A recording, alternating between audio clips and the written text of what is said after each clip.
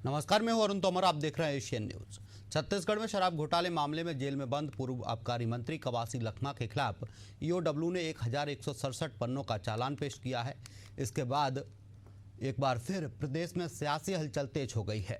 मंत्री केदार कश्यप ने कवासी लखमा को मोहरा बताते हुए कांग्रेस और पूर्व मुख्यमंत्री भूपेश बघेल पर निशाना साधा है। वहीं कांग्रेस ने इसे भाजपा की साजिश बताते हुए बीजेपी सरकार पर आदिवासी नेता को फंसाने का आरोप लगाया है।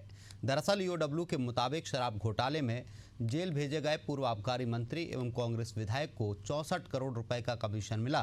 यह राशि विभिन्न स्रोत के माध्यम से लखमा तक विभिन्न चैनलों के माध्यम से पहुंचाई गई थी। यह घोटाला सिंडिकेट बनाकर किया गया और इसमें कवासी लखमा भी शामिल थे। डिबेट में जाएंगे, उससे पहले सुन लेते हैं कि राजनेताओं का क्या कुछ कहना है।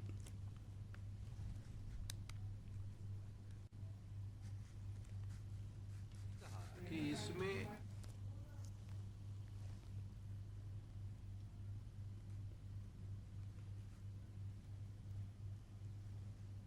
पहले ही कहा कि इसमें कवासी लखमा तो चेहरा है, पीछे से चेहरा है, मोहरा है, पीछे से तो उनके पीछे कोई और चाल चल रहा था।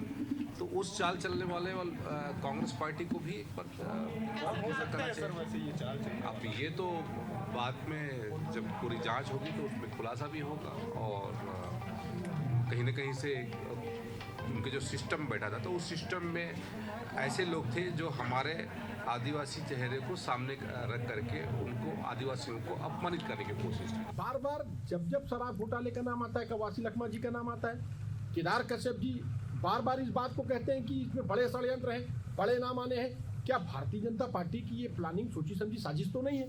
कवासी लखमा जी को फंसा दिया, एक अजय योद्धा को, एक आदिवासी नेता को जिसने एक अपनी पहचान एक सामान्य घर में पैदा होकर एक मुखर नेता के रूप में एक वर्ग की लड़ाई लड़ने वाले नेता का नाम फंसा दिया। मैं समझता हूँ भारतीय जनता पार्टी के चाल चरित्र चेहरे को अगर आप देखेंगे, इनके इतिहास को देखेंगे तो ये सिर्फ जो ताकत में इनसे ज़्यादा बड़ा है, जो इनके सामने झुकता नहीं, उसके खिलाफ षड्यंत्र करते हैं। और पूरे शराब घोटाले में बार बार केदार कश्यप जी इस बात को कहते हैं कि अभी तो और कुछ होने वाला है, कोई बड़ी साजिश भारतीय जनता पार्टी तो इसको लेकर रख नहीं रही। इस पर ज़्यादा चर्चा के लिए हमारे साथ मौजूद हैं निशिकांत पांडे हैं, बीजेपी प्रवक्ता हैं, अजय गंगवानी हैं, कांग्रेस प्रवक्ता है रुद्र अवस्थी, हमारे साथ वरिष्ठ पत्रकार हैं। आप तीनों ही मेहमानों का एशियन न्यूज़ में बहुत बहुत स्वागत है। पहला सवाल बीजेपी प्रवक्ता निशिकांत पांडे जी से करेंगे। पांडे जी, जिस तरीके से देखा जाए कवासी लखमा को बीजेपी मोहरा बता रही है, तो असली मास्टरमाइंड के नाम पर बीजेपी की चुप्पी क्यों है? अरुण जी, आपको बड़े भाई अजय जी को, रुद्र अवस्थी जी को समझ लो, जिस प्रकार से ये घटनाक्रम को अंजाम दिया गया है, साजिश करके, षड्यंत्र करके, और बहुत बड़ा सिंडिकेट था। सिंडिकेट इतना बड़ा था कि जिसमें अधिकारी, व्यापारी, कर्मचारी और राजनेता सभी कांग्रेस में सम्मिलित थे। और जिस प्रकार से ईओडब्ल्यू ने बताया है कि सिर्फ 64 करोड़ रुपए मिले हैं लखमा जी को और 2161 करोड़ रुपए का राजस्व का नुकसान हुआ है, तो ये तो बहुत छोटे प्लेयर यहाँ तो दिख रहे थे। अगर किसी को समझ में नहीं आ रहा तो अलग विषय है, लेकिन बहुत छोटे प्लेयर के रूप में कवासी लखमा जी है। बड़ा प्लेयर जो है, जो 10 जनपद के एटीएम के रूप में काम कर रहे थे, कलेक्शन मास्टर, हमने कई दफा कहा है जी। अब जो चला रहा होगा ईओडब्ल्यू इसको भी जांच करके निकालेगा। लेकिन विषय ये आता है कि जिस प्रकार से प्रदेश के संसाधनों को लूटने के बाद कांग्रेस पार्टी अभी भी, देखिए इसमें एक मौन स्वीकृति कवासी लखमा जी गिरफ्तारी के पूर्व दे चुके हैं कि मैं अनपढ़ था, मेरे से हस्ताक्षर कराया गया। इसका अर्थ है कि वो स्वीकृति कर रहे हैं कि हाँ भ्रष्टाचार हुआ है। लेकिन फिर भी कांग्रेस पार्टी टीवी डिबेट में, मात्र टीवी डिबेट में, जमीन पे कांग्रेस पार्टी कहीं भी कवासी लखमा जी के पक्ष में। लेकिन मास्टरमाइंड का नाम तो आपको भी मालूम है ना निशिकांत जी, तो बता सकते हैं आप, उसमें क्या दिक्कत है? अगर किसी मास्टरमाइंड का नाम सरकार के पास है, प्रशासनिक अधिकारियों के पास है, तो उसे खुला किया जाए, उसे खोल दिया जाए नाम को। क्यों उसको बंद कमरे में रखा गया है? नहीं, बंद कमरे में नहीं रखा गया है। उनकी मुझे लगता है थोड़ा इंतजार करना चाहिए हमें।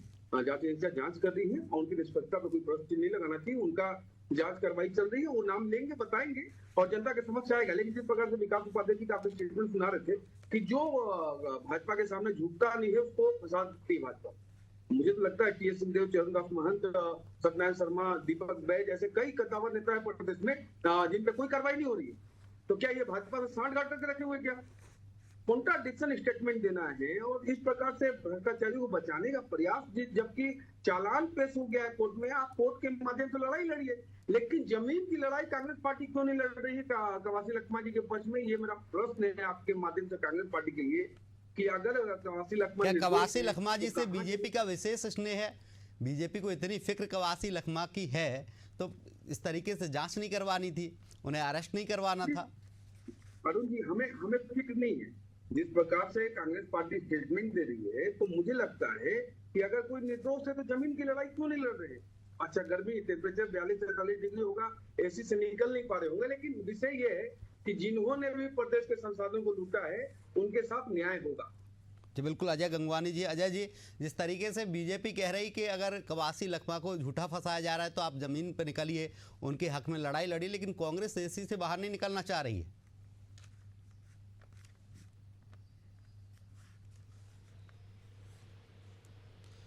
अजय जी, आपका लगता है माइक बंद है, आवाज नहीं आ रही है?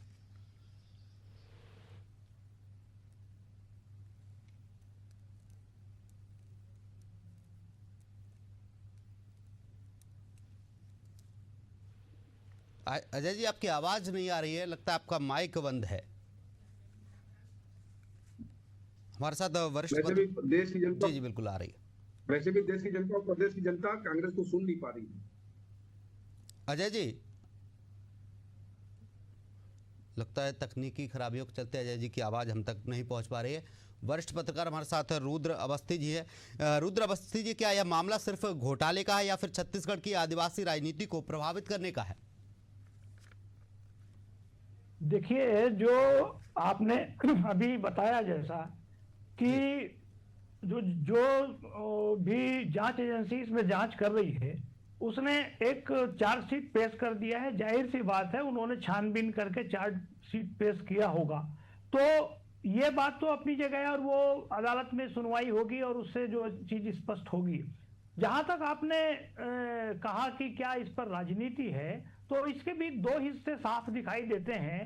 लेकिन जैसा एक बात तो है कि जो अभी प्रदेश में सरकार चला रही है बीजेपी, वो तो ये सामने रखेगी और उसका आरोप स्पष्ट है कि जो पिछली सरकार थी कांग्रेस की, उसके दौरान शराब को लेकर घोटाला हुआ, और ये जो चार्जशीट है वो भी बता रही है कि किस तरह का घोटाला हुआ।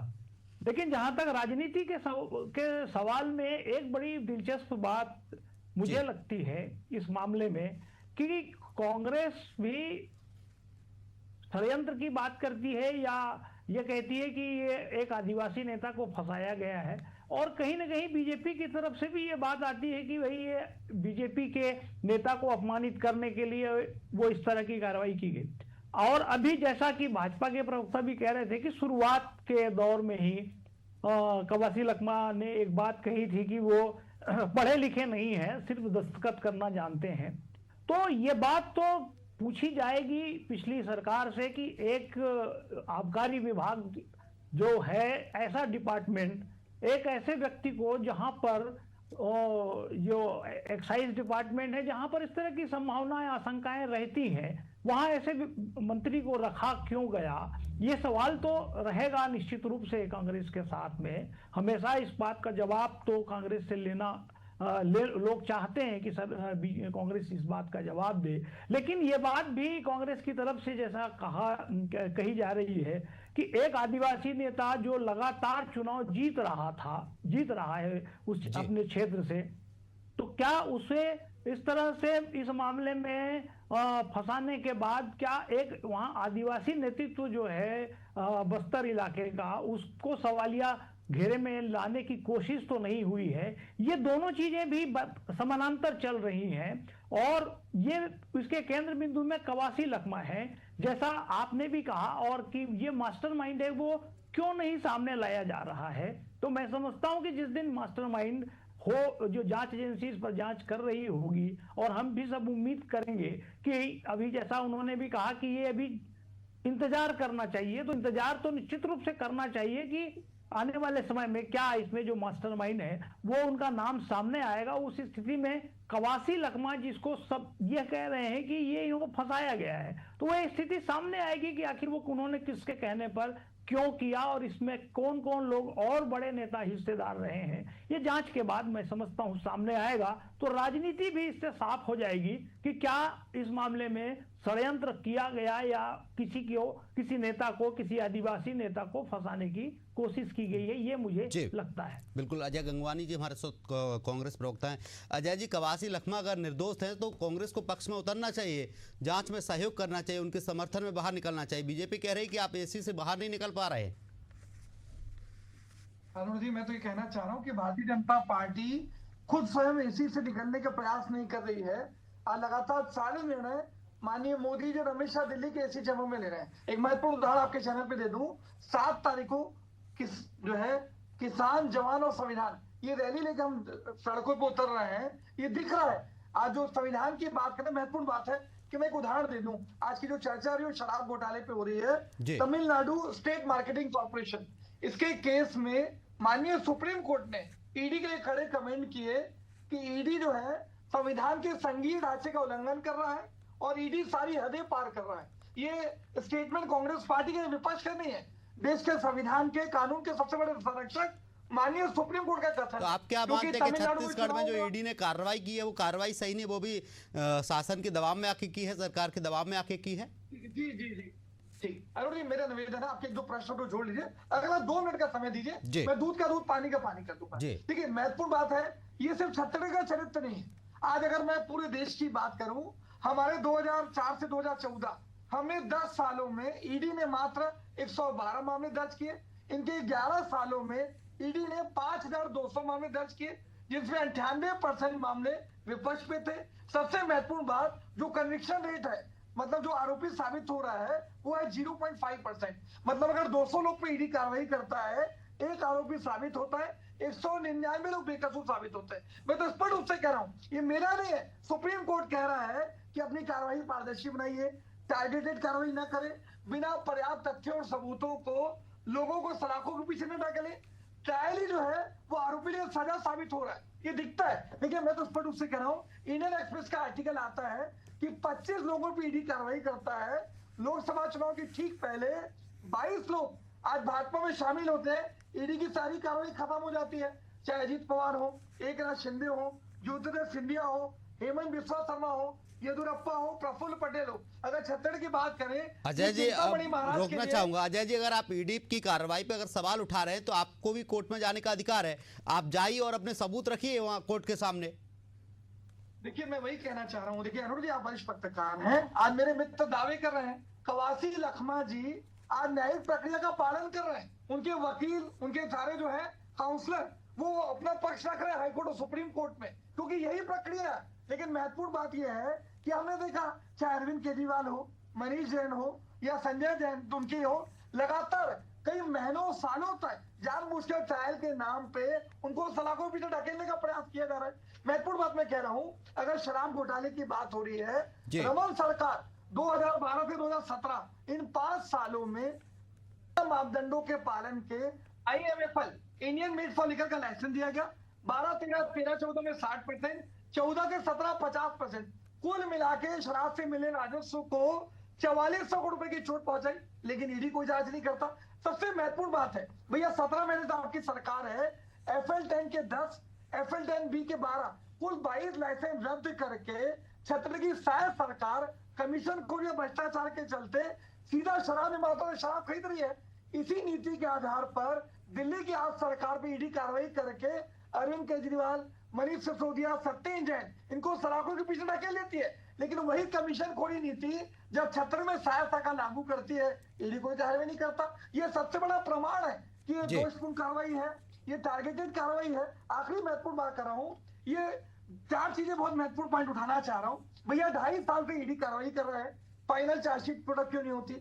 आप नकली होलोग्राम की बात कर रहे हैं, महाराष्ट्र में, गुजरात में शराब की फैक्ट्रियां हैं, उस पर क्यों नहीं कार्रवाई करते आप? 5 जो डिस्टिलरी थी, Bhatia wine merchant, CG distillery, welcome distillery, Dikshita ventures, Om Sai beverages, ये 5 के लिए माननीय हाईकोर्ट ने कहा कि कड़ी से कड़ी कार्रवाई करिए, लेकिन शायद सरकार बचाने के लिए, राजनीतिक संरक्षण के लिए उस पर कोई कार्रवाई नहीं करता। ये दिखता है कि जो टारगेटेड कार्रवाई है, जो सिलेक्टिव पॉलिटिक्स है, ये सबसे बड़ा उदाहरण है। दूसरी महत्वपूर्ण बात मैं कह रहा हूं कि अगर आपके पास सबूत है, आप कह रहे हैं चेहरा दूसरा है, मोहरा कौन सा है, भैया कड़ी से कड़ी कार्रवाई कीजिए। मैं तो खुली चुनौती देता हूँ, फाइनल चार्जशीट पुट अप करिए, कड़ी से कड़ी कार्रवाई करिए।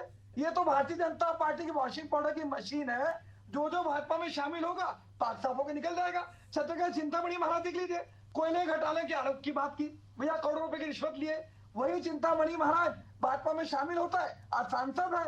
ईओडब्ल्यू जो चार्जशीट उसमें नाम हटा दिया जाता है। जी। यह ईओडब्ल्यू जो कवासी लखमा में कार्रवाई करता है, लेकिन चिंतामणि महाराज को छोड़ देता है, शिशुपाल सोनी को छोड़ देता है, क्योंकि ये सारे नेता भाजपा में शामिल हो जाते हैं। मैं तो स्पष्ट रूप से कह रहा हूं कि जो संवैधानिक एजेंसियां हैं, जो केंद्रीय एजेंसियां हैं, जिनको संविधान और कानून के हिसाब से काम करना चाहिए, ये केंद्र सरकार के इशारे में टारगेटेड द्वेषपूर्ण कार्रवाई करके विपक्ष के नेताओं की राजनीतिक छवि धूमिल करने का जो दुष्प्रयास कर रहा है, जी, यही बिल्कुल। सबसे बड़ा नतीजा है कि आज संविधान खतरे में है। अनुर जी, जी, निशिकांत पांडे जी हमारे साथ कुछ कहना चाह रहे हैं। निशिकांत जी, जिस तरीके से कांग्रेस प्रवक्ता कह रहे हैं कि ईडी की कार्रवाई पर भी भरोसा नहीं है, क्योंकि सुप्रीम कोर्ट ने कई बार उन्हें फटकार लगा दी है, आप टारगेट करते हैं, वॉशिंग पाउडर वाली जो मशीन है उसमें डालने की कोशिश बीजेपी करती है। अगर आपकी पार्टी में वो नेता पहुंच जाए तो वो दूध का धुला हो जाता है, नहीं तो उस पर ईडी की कार्रवाई आप बिठा देते हैं।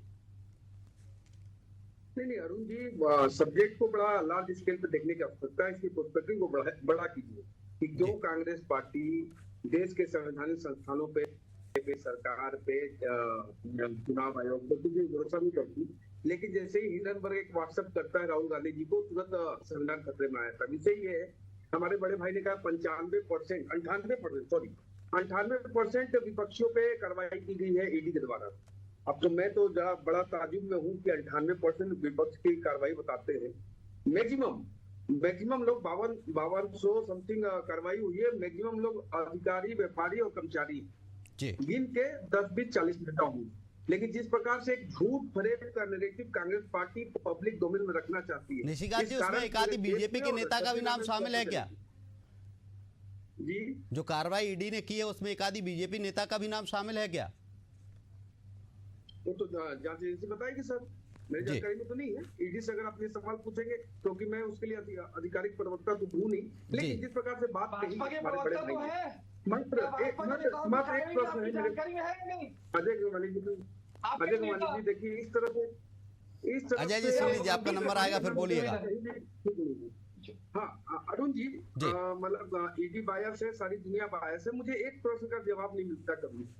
351 करोड़ पे एक राज्यसभा सांसद के, क्या ईडी ने उसको प्लांट किया? या जितने भी अधिकारी कर्मचारी अभी जेल में है, व्यापारी जेल में है, उनके यहाँ से जो सोने और जमीन के कागजात और पैसे मिले उसको ईडी ने प्लांट किया? ये भी आरोप कांग्रेस पार्टी का है क्या? न्यायालय के समझ जो ये 1100 को पन्ने का चालान पेश किया गया है, वहां पे इसको काउंटर कांग्रेस पार्टी क्यों नहीं कर पा रही है? विषय महत्वपूर्ण इतना ही है कि देखिए, आप चेहरे पर धूल पड़ी है, आईना साफ करके कोई लाभ नहीं होगा किसी को। विषय बस इतना ही है कि अगर आपने प्रदेश के संसाधन को लूटा है तो उस पर कार्रवाई होनी चाहिए कि नहीं होनी चाहिए। दूसरा, आप दिल्ली पहुंच गए अजय गंगवानी जी, मुझे ये बताइए कि दिल्ली में शराब घोटाले को उठाया किसने? कांग्रेस पार्टी ने। सीएम कार्यालय का घेराव किसने किया? कैसी बात कर रहे हैं आप? प्रेस कुछ भी बात कर रहे हैं चैनल पे बैठ के, फिर भी क्यों बोल रहे हो? आप सरकार से क्या बोलते हो? कुछ भी बकवास कर रहे हैं आप चैनल पे, गलत तरीका मैं समझ सकता हूँ, क्या बात कर रहे हैं दिल्ली में, क्यों कांग्रेस को शामिल करने का प्रयास कर रहे हैं? अजय जी सुनिए मेरी बात, मैं आपकी बात सुन रहा था। विषय मात्र इतना है अजय गंगवानी जी को ना घर में बोलने का मौका मिलता है ना कार्यालय में, इसलिए टीवी डिबेट को ऑक्यूपाई करना चाहते हैं। ऐसा नहीं है। विषय बस इतना है कि कांग्रेस पार्टी ने दिल्ली के शराब घोटाले को उठाया और आज यहाँ के, लेकिन निशिकांत जी आरोप तो आप पर भी लगते हैं। निशिकांत जी आरोप बीजेपी पर भी लगते हैं कि बीजेपी की आला कमान दिल्ली से तय करता है छत्तीसगढ़ में क्या होना है। कांग्रेस से आरोप आप पर लगाती है, आप कांग्रेस पर आरोप लगाते हैं। अब हकीकत क्या है? अरुण जी देखिए, जाकी रही भावना जैसी प्रभु मुहूर्त देखे दिन जैसी। उनके राष्ट्रीय अध्यक्ष भी कहते हैं कि हम अनुकंपा प्राप्त राष्ट्रीय अध्यक्ष हैं। अभी कल ही का न्यूज है, खड़गे जी ने कहा कि आला कमान तय करेगा। तो भैया ये कहाँ से सरकारें चलती है, कांग्रेस पार्टी जाती है? हमारे यहाँ ऐसा कोई परंपरा नहीं है। लेकिन मैं फिर से दोहराता हूँ बात को कि अगर कांग्रेस कवासी लखमा निर्दोष है तो कांग्रेस पार्टी एसी का हवा क्यों खा रही है? कब 7 तारीख का इंतजार क्यों करना है? कभी भी सड़क पे आ जाइए साहब। निशिकांत जी समय का अभाव है, चलते चलते एक सवाल और आपसे करूंगा। क्या आदिवासी नेता पर कार्रवाई करके बीजेपी खुद गलत संदेश दे रही है आदिवासी नेताओं में, आदिवासी समाज में, इसीलिए बीजेपी इस तरीके की अब बयानबाजी कर रही है कि वो मोहरा है, सिर्फ बचने की कोशिश कर रही है। मोहरा तो है, 100% मोहरा है। वो इसके किंग पिन नहीं है, 100% शुरू दिन से हम कह रहे हैं। अगर आपको इतना यकीन है कि वो सिर्फ मोहरा है, सरकार को इतना यकीन है कि वो सिर्फ मोहरा है, तो सरकार दूध का दूध पानी क्यों नहीं कर दे रही है? वही तो आपको बता रहे, चालान बता रहे, 64 करोड़ प्राप्त किया है सिर्फ उन्होंने। लेकिन जो आपका वो सबसे बड़े उसके ग्राहक भी थे, लेकिन उनको पैसा 64 करोड़ रुपए को मिला, बाकी पैसे 10,000 रुपए ATM के रूप में लगा दिया आपने, अपने नेत्री के पैरों के नीचे फूल बिछाने में लगा दिया। तो इसका जो किंग है कोई समवन एल्स है, और ये भी जांच एजेंसी को बताएगी। जी बिल्कुल। अजय गंगवानी जी, समय का अभाव, चंद शब्दों में अपनी बात पूरी करिए। देखिए, महत्वपूर्ण है, अगर ईडी को कार्रवाई करनी है, छत्तीसगढ़ में दंतेवाड़ा के एक ही नाले पे 3-3 पुल बिना टेंडर के, बिना प्रशासनिक अनुमति के, बिना बजट प्रावधान की कोई कार्रवाई नहीं करता। आज जो है भारतमाला प्रोजेक्ट में लगातार घोटाला हो रहा है, इनके पूर्व मंत्री वर्तमान विधायक का नाम शामिल है, ईडी कोई कार्रवाई आते हैं कि राजस्व मंत्री 137 लोगों के ट्रांसफर में लाखों रुपए की रिश्वत खा रहे हैं, ईडी कोई कार्रवाई नहीं करता। आज CDMST घोटाले में इन्हीं का विधायक लोकतंत्र के मंदिर विधानसभा में इन्हीं के स्वास्थ्य मंत्री को घेरता है कि चलती जांच में आप मोक्षित कारपोरेशन को भुगतान करते हैं, उस पर कोई कार्रवाई नहीं करता CBI। ये फ्लेक्सिबल क्यों? अजय जी, आपको रोकना चाहूंगा, लास्ट कमेंट रुद्र जी से लूंगा। अजय जी रोकना चाहूंगा आपको, अजय जी रोकना चाहूंगा, रुद्र जी से लास्ट कमेंट लूंगा, समय का अभाव है। रुद्र जी, लखमा के खिलाफ चालान और बयानबाजी से किस पार्टी को फायदा होगा, कांग्रेस या बीजेपी? देखिए, मैंने पहले भी कहा कि इस मामले में अब तक जो तस्वीर सामने आ रही है, राजनीतिक रूप से दोनों का निशाना जो है वो यही है कि वो कवासी लखमा को एक मोहरा के रूप में मान रहे हैं। ऐसी स्थिति में तो ये जब तक ये स्पष्ट नहीं हो सकेगा कि वास्तविक में ये पूरा का जो घोटाला हुआ है उसमें कौन कौन लोग जिम्मेदार रहे हैं, तब तक इसके राजनीतिक निहितार्थ जो हैं या उसके जो फलितार्थ हैं, इस पर बहुत बात अभी नहीं की जा सकती, जल्दबाजी होगी। लेकिन ये तो इस पर ही निर्भर करेगा कि जो पूरी सुनवाई के दौरान वो किस तरह से जो उनके ऊपर आरोप लगे हैं वो कितने साबित हो पाते हैं। और जैसा कि नए जो चेहरे हैं जो अब तक सामने नहीं आए हैं, जिनको लेके ये बात कही जा रही है, दोनों तरफ से कही जा रही है कि भाई ये जो जांच होनी चाहिए वो स्पष्ट हो जाए और सामने आने दीजिए। जब तक ये नहीं आएगा तो मैं समझता हूं कि हम इसी दोराहे पर हैं कि एक तरफ ये दावा है कि भाई ये कांग्रेस को नुकसान पहुंचाने के लिए आदिवासी नेता को ये टारगेट किया जा रहा है। समय का रोकना चाहूंगा। हमारे साथ रुद्र अवस्थी जी वरिष्ठ पत्रकार जुड़े, कांग्रेस प्रवक्ता अजय गंगवानी जुड़े, निशिकांत पांडे जी हमारे साथ बीजेपी प्रवक्ता जुड़े। आप तीनों ही मेहमानों का तमाम चर्चा के लिए बहुत बहुत शुक्रिया। बहरहाल, बीजेपी ने पूर्व आबकारी मंत्री कवासी लखमा के बहाने कांग्रेस पर आदिवासी नेताओं को मोहरे की तरह इस्तेमाल करने का आरोप लगाया है। वहीं कांग्रेस ने बीजेपी सरकार पर मुखर आदिवासी नेता को फंसाने का आरोप लगाया है। इन आरोपों प्रत्यारोपों के बीच देखना होगा कि आदिवासी समाज और प्रदेश की जनता पर इसका क्या असर पड़ता है। फिलहाल के लिए हमारी डिबेट में इतना ही। आप देखते रहिए एशियन न्यूज। नमस्कार।